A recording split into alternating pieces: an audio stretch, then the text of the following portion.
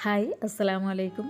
അപ്പോൾ ഇന്നത്തെ വീഡിയോ ഞാനും മക്കളും സൗദി പോവുകയാണ്. അപ്പോൾ അതിൻ്റെ പാക്കിങ്ങും കാര്യങ്ങളും പിന്നെ ചെറിയ കുട്ടീനായിട്ട് പോകുമ്പോൾ എന്തെല്ലാം നമ്മുടെ ഹാൻഡ് ബാഗിൽ കരുതണം എന്നുള്ളതൊക്കെയാണ് ഇന്നത്തെ വീഡിയോയിൽ. അപ്പോൾ ഒരുപാട് നീട്ടി വലിച്ചിട്ടൊന്നുമില്ല, ചെറിയൊരു വീഡിയോ ആണ്. ഇതിൻ്റെ ബാക്കി വേറൊരു വീഡിയോയിൽ ഇടാമെന്ന് വിചാരിച്ചിട്ടുണ്ട്.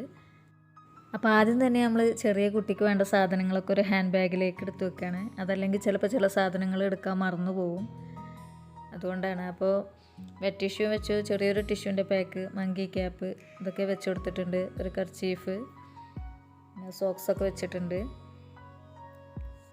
കുട്ടിക്ക് ഇപ്പോൾ 7 മാസം തികഞ്ഞ് 8ാം മാസത്തിലേക്ക് കടന്നിട്ടുണ്ട്.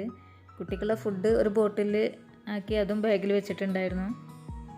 കുട്ടിക്കുള്ള മരുന്നാണ് ഇനി വെക്കണത്. ഇപ്പോൾ കുട്ടിക്ക് അസുഖമൊന്നുമില്ല. 2 ദിവസം മുമ്പ് നമ്മൾ ഡോക്ടറെ കാണിച്ചു. കാലാവസ്ഥയൊക്കെ മാറുമ്പോൾ ചിലപ്പോൾ ചുമയോ ജലദോഷമൊക്കെ വന്നാലോ എന്ന് പേടിച്ചിട്ട്. അപ്പോൾ പനിക്കും ജലദോഷത്തിന് മൂക്കിൽ ഒറ്റിക്കാനുള്ളതും ചുമക്കുള്ളതൊക്കെ എഴുതി തന്നു. അപ്പോൾ അത് വാങ്ങി. അപ്പോൾ ഡോക്ടറുടെ പ്രിസ്ക്രിപ്ഷനോട് കൂടി നമ്മൾ ഹാൻഡ് ബാഗിൽ വെക്കുകയാണ്. പിന്നെ മറക്കാതെ വെക്കേണ്ട ഒരു സാധനം പമ്പേഴ്സ്. ഏണ്ണുള്ളൊരു കൂടാണ് ഞാൻ വെച്ചിട്ടുള്ളത്. അത് ഇടയ്ക്കിടയ്ക്ക് മാറ്റി കൊടുക്കേണ്ടി വരും.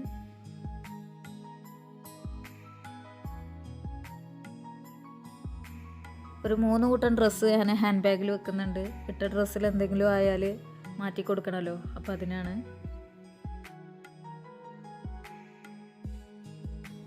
ഫുഡ് കൊടുക്കുമ്പോൾ ഡ്രസ്സിലാവാതിരിക്കാനുള്ളതും എടുത്തു വെക്കുന്നുണ്ട്. പിന്നെ ചെറിയൊരു 2 ബിസ്ക്കറ്റും കൂടാണ് വെച്ചിട്ടുള്ളത്, അഥവാ കരയാണെങ്കിൽ കൊടുക്കാൻ വേണ്ടിയിട്ട്. കുട്ടിക്ക് കളിക്കാനും 1-2 കളിപ്പാട്ടവും വെച്ച് കൊടുക്കുന്നുണ്ട്.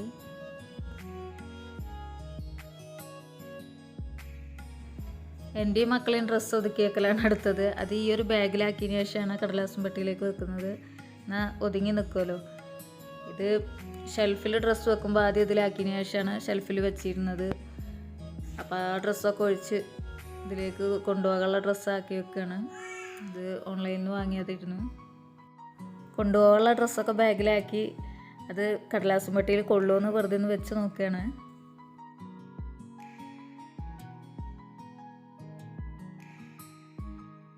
പച്ചരി കഴുകി ഉണക്കി പൊടിച്ചതാണ്.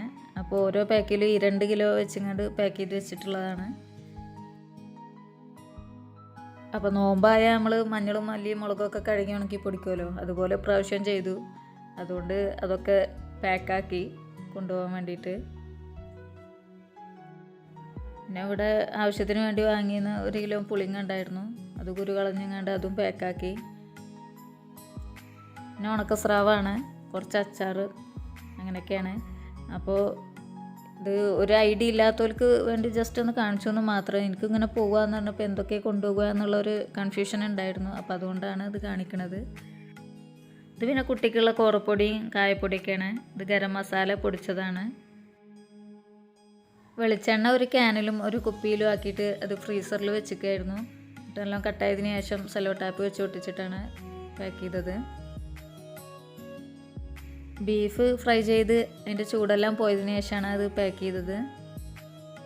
തേങ്ങ ഞാൻ ആദ്യം ചിരവി പാക്കാക്കി ഫ്രീസറിൽ വെച്ച് കട്ടാക്കിയിട്ട് കൊണ്ടുപോകാമെന്ന് വിചാരിച്ചിരുന്നു. പിന്നെ ചിരവ കൊണ്ടുപോവുകയാണ്. അപ്പോൾ ഏതായാലും പുളിക്കാതെ തന്നെ 10 ആക്കിയിട്ടുണ്ട്. അപ്പോൾ ഒരാൾക്ക് 30 കിലോ വെച്ച് ഞങ്ങൾക്ക് 3 ആൾക്ക് 90 കിലോ കൊണ്ടുപോകുമായിരുന്നു. അപ്പോൾ ചെറിയ കുക്കറും വലിയ കുക്കറും അങ്ങനെ കുറച്ച് പാത്രങ്ങളും എടുത്തിട്ടുണ്ട്. നേന്ത്രക്കായ കിട്ടിയില്ല, ചെറുപഴമാണ് കിട്ടിയത്. അപ്പോൾ അതും കുറച്ച് ബേക്കറി ഐറ്റംസും പിന്നെ അങ്ങനെയാണ് പാക്കാക്കി. അപ്പോൾ 90 കിലോ വരെ എത്തിയില്ല, 84 കിലോ വരെ. 90 തികക്കാതിരുന്നതാണ്. നമ്മൾ ആദ്യമായിട്ട് പോവല്ലേ, അപ്പം ഇനി അവിടെ വെയിറ്റ് കൂടണ്ടെന്ന് വിചാരിച്ചിട്ടായിരുന്നു. പത്തിരിപ്പലകി നൂൽപുട്ടിൻ്റെ അച്ചൊക്കെ എടുത്തിട്ടുണ്ട്. സ്ഥിരമായിട്ട് പോകുന്നവർക്ക് ഇപ്പോൾ ഇതെന്താ ഇങ്ങനെ ഒരു വീഡിയോ ഒന്നുണ്ടാവും. എന്നെപ്പോലെ ആദ്യമായിട്ട് പോകുന്നവർക്ക് എന്തൊക്കെ കൊണ്ടുപോവുക, എങ്ങനെ എന്താണെന്നുള്ളതൊക്കെ ഒരു കൺഫ്യൂഷൻ ഉണ്ടാവും.